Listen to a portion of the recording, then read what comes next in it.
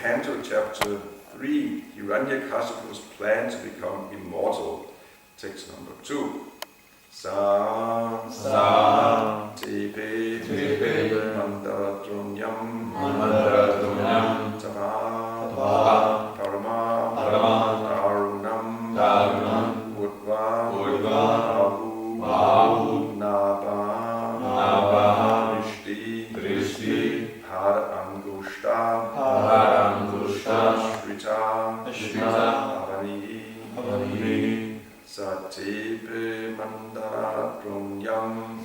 Tepe Mandaradrunyam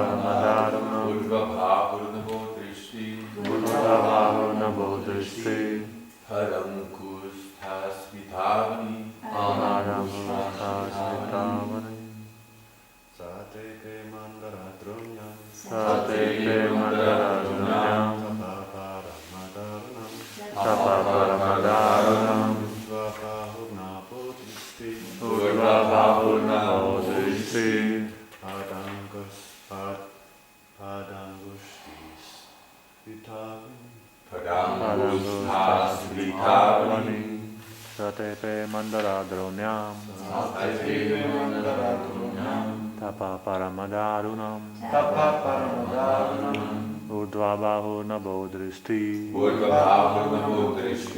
Har Angushta Shrita Avani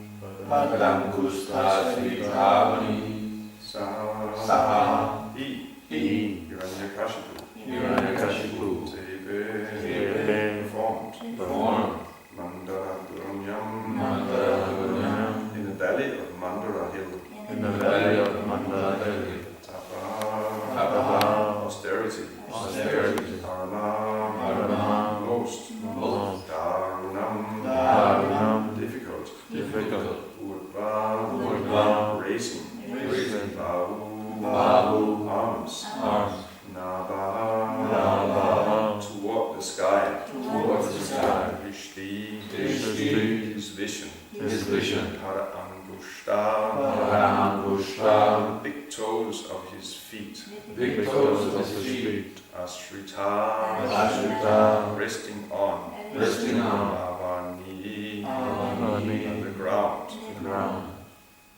Translation. In the valley of Mandara Hill, Hiranyakashipu began performing his austerities by standing with his toes on the ground, keeping his arms upward and looking toward the sky. This position was extremely difficult, but he accepted it as a means to attaining perfection. So then now there's a series of verses here. There's a series of verses describing Hiranyakashipu's austerities and the results of his austerities.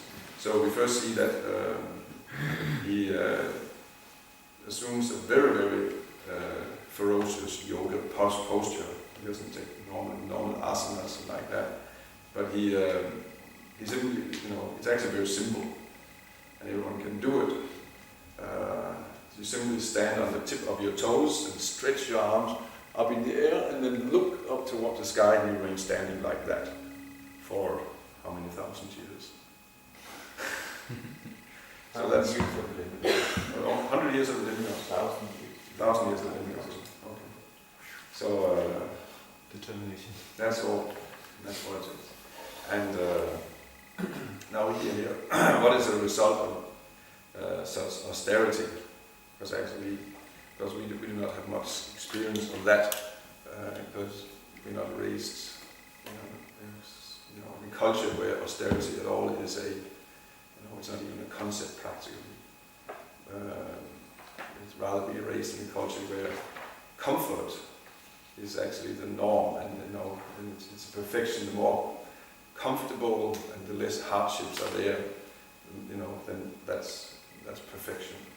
But the result is that also that those of us who grow up in that culture become actually very weak, weak-bodied, weak-minded, especially very weak-minded, and then of course, even to get close to anything that the kind of powers that arise as a result of austerity, we don't even dream about that. We think it's just mythology.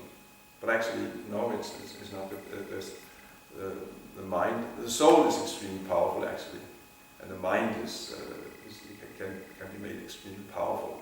So much so that actually the whole creation is actually being generated from subtle to gross. The whole thing is actually, mind that. Actually, the creation starts with false ego that is, you might say, condensed and becomes intelligence, and that becomes mind. And then mind, as this mind is further evolved, becomes space, and space is further, you might say, condensed and becomes air. Air becomes fire. Fire is condensed to become water, and water is condensed to become earth, solids. That's how the creation actually takes place. A scientific explanation according to the Sankhya philosophy given in the Bhagavatam and other places in the scriptures. So actually, its mind is it's not just something that we think, thought, or have a feeling like that. But it's actually the whole existence, material existence has been evolved from mind. And of course it is Krishna's mind. But also since souls are from Krishna's energy, they're part of Krishna, Krishna's Tatasta Shakti, so souls we also possess a little of Krishna's power. And it means also we can develop strength. So actually with our mind we can manifest even gross physical effects. I have a PowerPoint presentation on that actually how it's still actually scientists, they're still measuring that, they're still observing that. It's kind of weak results, but it is compared to Hiranyakasipu, it's kind of weak results. But there are, for example, there's quite a known experiment that test persons, they've been asked, you have a random number generator, you know what that is. It's just a machine that churns out ones and zeros. It's basically like flipping a coin. For a coin you have heads and tails, so this is just electronically flipping a coin. It's a machine that comes out randomly with either a 1 or a 0.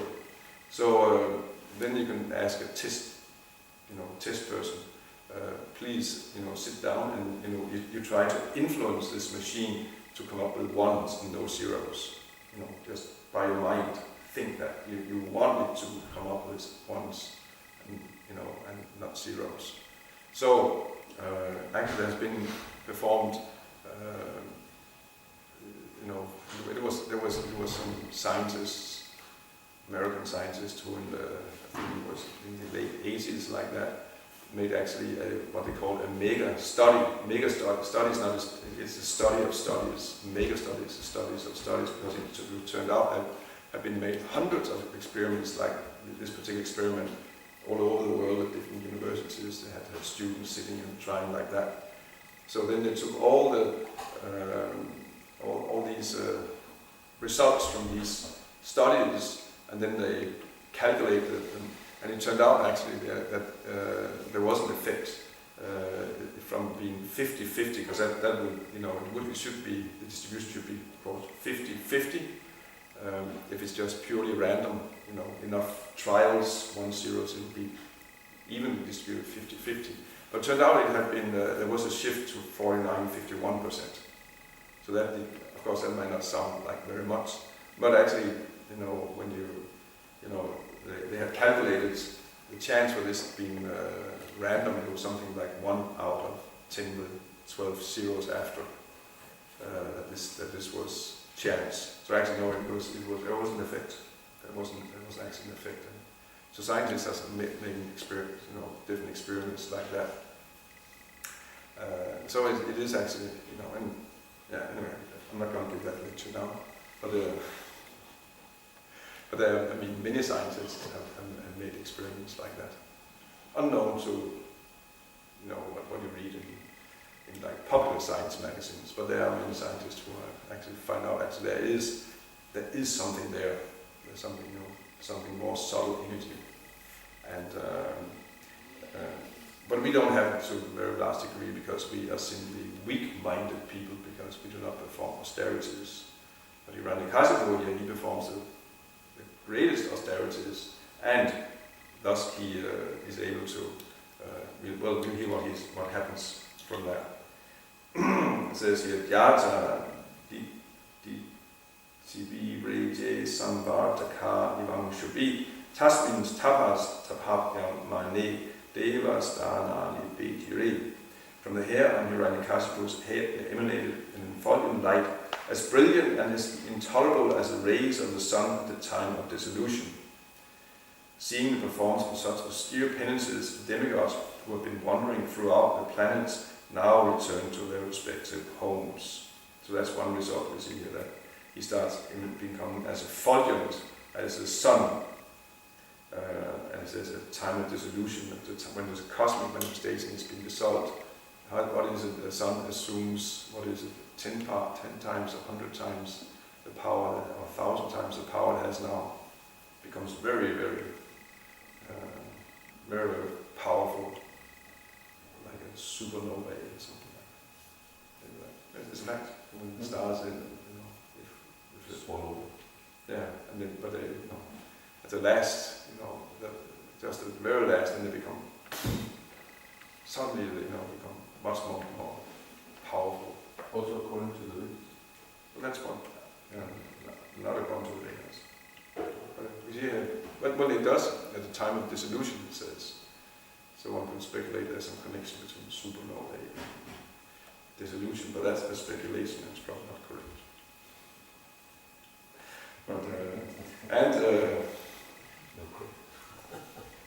And then we see here demigods. They had been hiding because of Hiranyakasipu's terrorism.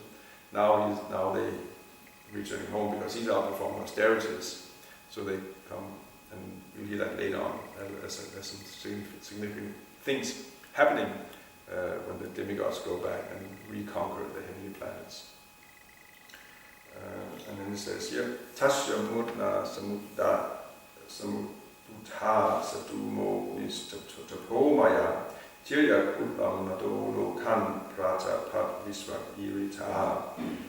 Because of Hiranyakasipu's severe austerities, fire came from his head, and this fire and smoke spread throughout the sky, encompassing the upper and lower planets, which all became extremely hot. So that's fire is emanating from his head. Chukshubura Natu Danmanta Sakipadishchalabu Nipitu Sakahas Tara Jatvalus Tatusho Dasha. Because of the power of his severe austerities, all the rivers and oceans were agitated. The surface of the globe with its mountains and islands began trembling, and the stars and planets fell. All directions were ablaze. Tena tapta divam jakta brahmalokam yayu sura taptri vigya ayam asur deva deva jagat prate saitindra tapasa tapta devi statum na shaknamaha.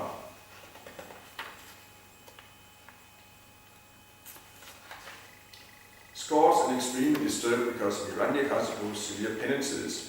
All the demigods left their planets where they reside and went to the planet of Lord Brahma, where they informed the Creator as follows. O Lord of the demigods, O Master of the universe, because of the fire emanating from Hiranyakashipu's head as a result of his severe austerities, we have become so disturbed that we could not stay in our planets but have come to you. Tasha tupha samambu man videhi yadiman yasi loka nayaman nangshanti badiharas tavavidu. O great person, chief of the universe, if you think it proper, kindly stop these disturbances meant to destroy everything before all your obedient subjects are annihilated. Tasha yam kilasan kalpas charato justaram tapaha shruyatam kim namitas tavathapi nivegitam. Hiranyakashipu has undertaken a most severe type of austerity. Although his plan is not unknown to you, kindly listen as we submit his intentions. Again, so this is the demigods who are praying to Lord Brahma here. So that's the next thing that happens. That Hiranyakashipu, by his great austerities, is disturbing the whole universe, and as a result, the demigods, they have to go to Lord Brahma, who himself will go to, or will reassure them that ultimately the Supreme Lord is going to intervene, and just be peaceful. Things are under control. It looks very wild and so on, but the Supreme Lord ultimately is in control, and he will intervene at the proper time and stop Hiranyakashipu from his terrorizing the universe. See, terrorism is not a new thing. It has been happening. Demonic persons have been terrorizing, performing terror. Actually, as far way back ago in history. Hiranyakashipu was a great terrorist, and the demigods were extremely disturbed by him. But we'll see that the Supreme Lord, he ultimately will intervene. Here, this whole chapter, probably like this section of Bhagavatam very, very much. It's discusses three main characters here: the demon, the devotee, and the Supreme Lord, Hiranyakashipu, Prahlad Maharaj, and Nrsimhadev. This is extremely relevant, very practical narration given here, because that is in this material world. In this material world, there is constant the friction between the demons and the demigods, demons and devotees. The pious people, the religious people, those who want to be, God conscious, and then those who want themselves to fight against God and become themselves God. Like we see here, Hiranyakashipu, he's a great demon. He's actually not only a great demon, he's the greatest demon that has ever been in this universe here. He's so powerful that he can even affect planets and stars.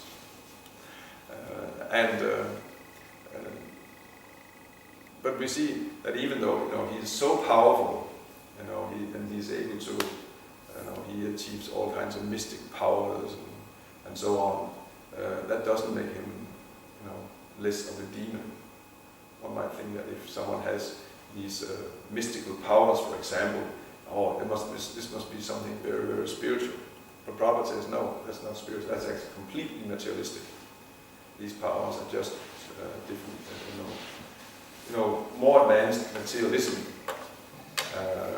And Hiranyakashipu, although he's able to be extremely austere, but that's another thing one might also think, but he's so austere, so he must be a great soul. No, he's a demon. Demons can also be actually generally they can be more austere than demigods and devotees. we're not so, us who are aspiring to become devotees. We have to perform some austerity. Our main austerity is actually simply to follow the instruction of the spiritual master, to regulate and discipline our lives and do whatever is necessary to become Krishna conscious and spread Krishna consciousness. That is our austerity. Generally, the austerity is defined as, we can to simply stick to one's duty. That's austerity. And whatever hardships one has to undergo in order to stick to one's duty, that is proper austerity. But demons also, we see, they can be extremely austere and more austere than demigods or devotees very often. But it's not, it's still demoniac, because first of all, it's actually unauthorized austerities.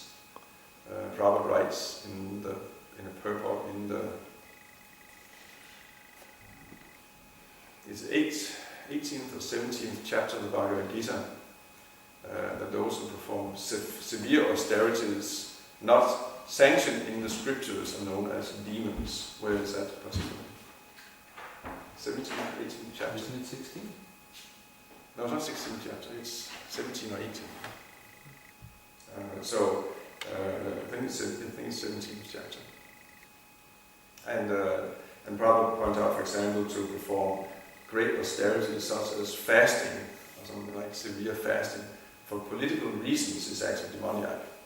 It's actually demoniac. It's not sanctioned in the scriptures. One should perform austerities for the sake of spiritual advancement, not for achieving some political end. And those who perform austerities which are not sanctioned in the scriptures like that, for purely materialistic ends, actually are demons. That's where Prabhupada states it very clearly. And they torture the body and the super soul as well. And similarly, you see here Hiranyakasipu is extremely powerful, and he performs austerities that no one else can match at all. But why? So why is he still considered to be a demon? The answer is, well, that his goal it's not shastrically, it's not sanctioned by scriptures.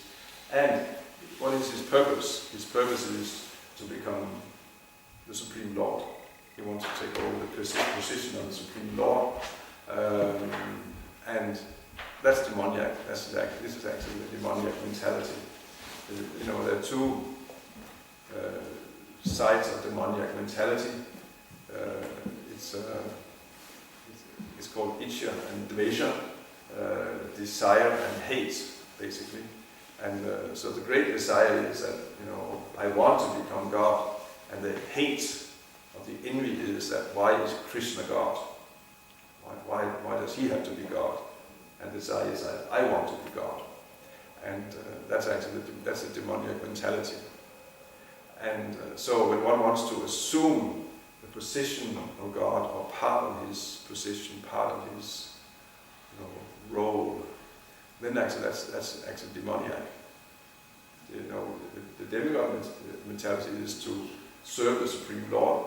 The demoniac is to want to become the Supreme Lord. Krishna says in the Bhagavad Gita, Bhuktaram yakya tabasam sarvalokam maheswaram suridam bhutanam gyatram mamshantim richati.